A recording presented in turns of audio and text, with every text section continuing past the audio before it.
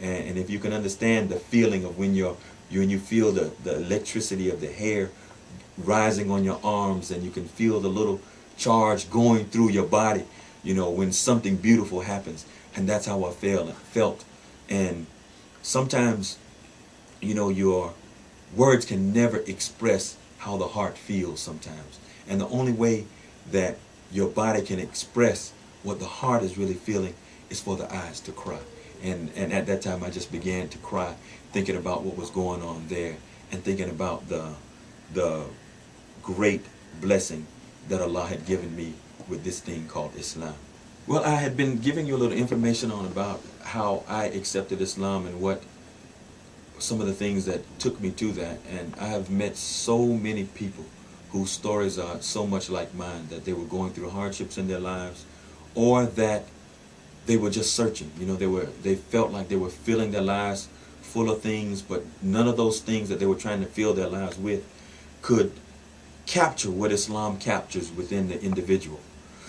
And I would always say to people sometimes that if you have something better than what I have, and I'll make that challenge to anybody today, anywhere, that if you have a way of life that is better than Islam, bring it to me, show it to me, because I'm interested in it.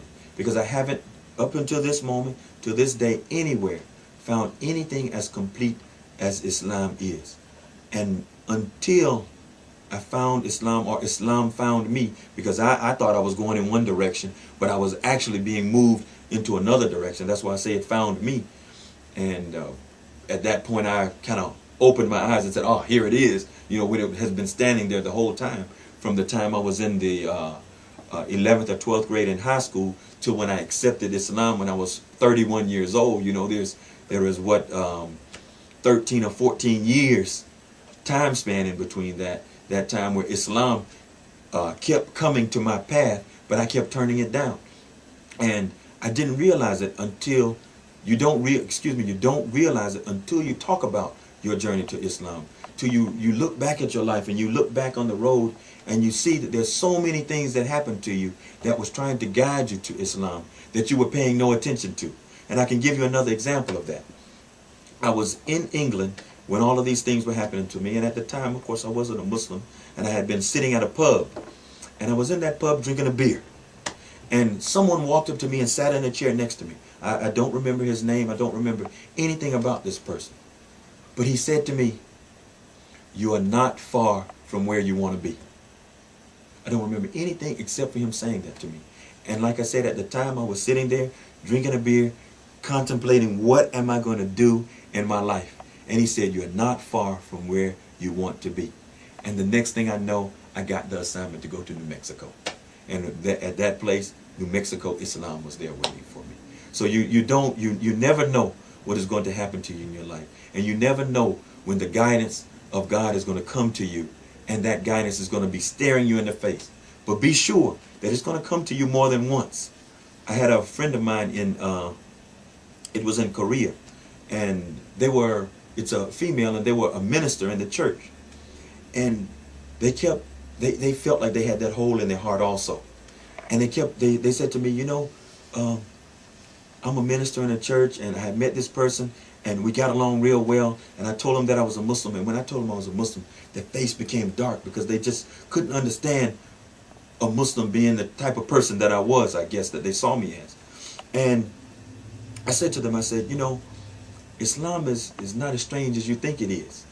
When you leave here, the person was an airline stewardess, by the way, and I said, when you leave here, what I want you to do is I want you to ask God for guidance, and then you see what happens. And so she said that she was going to pray to God and ask him for guidance. So she prayed to God and asked him for guidance, and I didn't see her for another probably 4 or 5 months. And then the next time I saw her, she kind of avoided me. And I said, "Why are you avoiding me?" She said, I knew you were going to ask me what happened to me after the last time I saw you. And I really didn't want to tell you. I said, "Now I must know what happened to you. Tell me what happened to you." She said, "Well, you know, I was an airline stewardess flying out of Philadelphia. And after I made that prayer asking for guidance, I ended up getting assigned to a crew that was flying Muslims to Hajj in Saudi Arabia." And she said, "So every day I got to see Muslims who were flying to Hajj and talk to them on the plane and see and hear some of the things that they were doing. And got to go back and forth from Germany to Saudi Arabia, Germany to Saudi Arabia. And she said, after that happened, I went back to my apartment after the Hajj season was over. And I met a lady that lived downstairs from me. And the lady was a Muslim. And she used to talk to me about Islam and the different things. And then she said, the last thing, or another one of the things that she said happened to her is that she had a dream. And she said, in my dream, I was wearing a scarf over my head. And I was wearing something covering my face and only my eyes were showing. And I said, and she said, it was long flowing so that only that part of my face and my hands were showing. And I said, this is the wear of a Muslim woman. This is the hijab and the veil. And she said she was so surprised at these different things that were happening. But as most people, the biggest problem that a lot of people have when they encounter Islam, or when Islam encounters them, is the same problem or the same situation and issue that have faced Prophet Muhammad, may peace be upon him, and the first Muslims, and that is your family. Her family, her father was a preacher, her sister was a preacher, their family had their own church, and it was very difficult for her to accept these things of Islam because of her family keep pulling and tugging at her, even though her heart was telling her something totally different. So I'll say to all of the people who are out there in search of the true meaning of what this life is about. It's not about being a doctor, a lawyer, a teacher, a housewife, or whatever. What the true meaning of this life is about, I'll say to you, is that it's something that you cannot feel with something that you can put your finger on. Even though that thing that feels it is almost endless. And it is something that you'll never be able to buy in a store. You'll never be able to take it out of a book. It is something that when it grabs hold of you, when Islam, when you have tasted it, it's just like when you have tasted some sugar, everything else becomes bitter to you. And that's how Islam is. When you have tasted the sweetness of Islam, the sweetness of faith, there is nothing else that will fill that void in your life. And I would say to everybody out there, whether you ever accept Islam or not, whether you believe what I'm telling you or not, seek it for yourself. The only thing that you have to lose is that you didn't try to find it. Because we are going to always be able to buy cars, to have houses, to have families. But the question of why we really are here, why are we really in this life?